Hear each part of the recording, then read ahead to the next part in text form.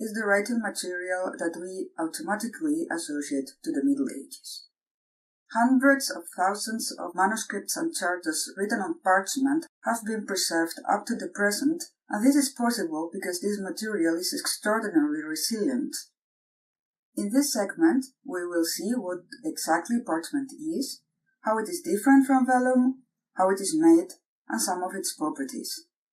And we will conclude with the most luxurious varieties of purple-dyed parchment and the so-to-say recycled parchments, or palimpsests. Although we associate parchment with the Middle Ages, parchment is not a medieval invention. According to Pliny, the invention of parchment is due to King Eumenes II of Pergamon during the 2nd century BC. But actually, the use of parchment is much older. Much older, going back in time to ancient Egypt, to the first Egyptian dynasty, although it was used here in lesser quantities than papyrus.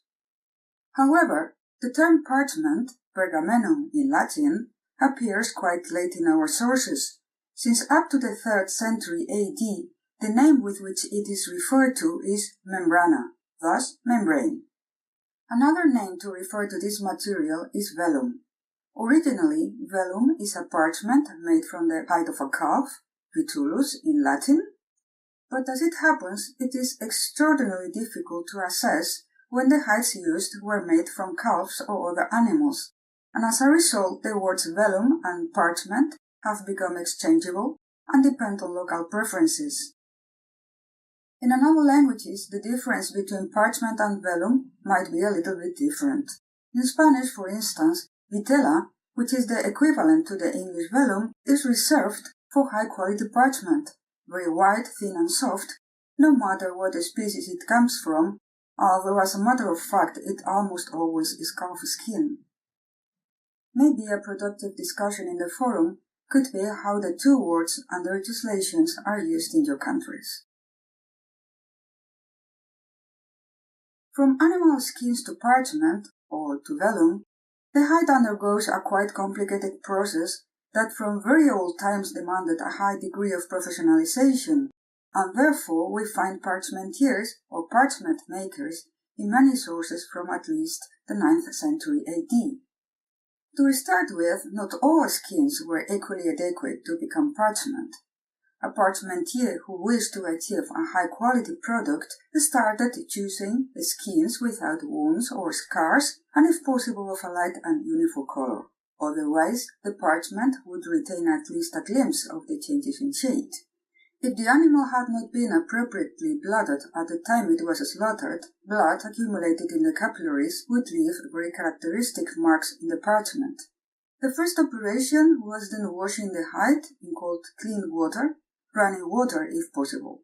When the hide starts rotting, the hairs will start falling spontaneously.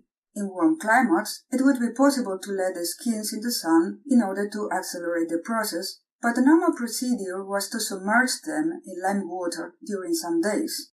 Afterwards, the hide underwent a series of operations which had the purpose of completely removing the epidermis and hypodermis and stretch the part of the dermis called reticular layer.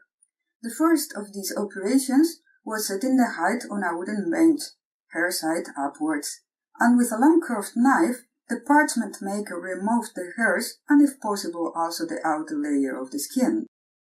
If the skin was still greasy, it could go back to the lime vat for some time. And after that, the parchment maker works out the inner side in a similar way he had done with the outer side, removing all residues of flesh and grease that had remained adhered to the hide. And when he is satisfied with the result, he rinses it in clear water in order to wash off the rest of lime. And so the first and dirtiest phase of the process comes to an end, and the second one starts. It will be in the second phase when the skin finally is turned into parchment. The hide, still soaked, is extended on a wooden frame, as tense as possible. In order to adjust the tension, the frame has been provided with wooden pegs from which the skin is hung, by means of kind of bottoms made with pebbles wrapped with the borders of the hide. Then, holding the frame against a wall with his foot, the parchment maker starts scraping the hide with a special blunt knife in the shape of a semicircle called lunellum, because the shape resembles a crescent moon, luna in Latin. The goal of this operation is scraping away the outer and inner layers. As the process advances, the parchment maker adjusts the tension of the skin, turning the wooden pegs, and when he is satisfied with the result, he will let the skin dry in the sun, still hanging on its frame. While the hide is being stretched, any cut, however small it might be, any accidental fissure made on the skin will grow more conspicuous in shape of circular or oval holes. If the parchment maker discovers them soon enough, he will try to sew them in order to prevent them from growing. When everything is already dry, the scraping process resumes, this time mostly on the hair side, in order to eliminate the glossy texture that would prevent the ink to fix, and also in order to reduce the thickness of the leaf. And only when he is totally satisfied, the parchment maker can cut off the parchment from the frame, but the product is not yet ready. A last operation remains, and that is the polishing the leaves with pumice and wrap them with chalk or gypsum. And only then the parchment is at last ready to be sold. Prices fluctuated enormously, and so did qualities. These depended, of course, on the skills of the parchmentier, but also on the original quality of the hides. In general, it can be said that young animals yielded a better parchment. On the contrary, it is very dangerous to determine from what species a certain piece of parchment comes from, unless one has the advantage of a DNA analysis. But there are nuances that can give us some clues. Cow vellum tends to be whitish and of a better quality, goat tends to grey, and sheep to yellowish. Another clue can be found by examining the hair follicles, which in bovines are shallower. If we turn now to the inner side of the leaf, we will observe that it is whiter than the exterior and tends to convex, curving outwards naturally, this tendency being more prominent in low-quality parchments. Quite often we will find defective hides which nevertheless have been utilized in the manuscripts. The defects can be cuts or holes that occurred during a moment of distraction of the parchment maker or a wound in the animal. Some of these have been meticulously repaired in different ways and even donned with coral threads. If the product to which the parchment was destined to was meant to be a luxury product, the parchment could be dyed and afterwards written with inks of gold and silver. In these cases, the cost of the books would be really astronomical, and not just because of the gold and silver, but because the purple in which the leaves were dyed, if it were Syrian purple, could reach prices higher than gold. These codices are known under the generic denomination of Codices Purpureae.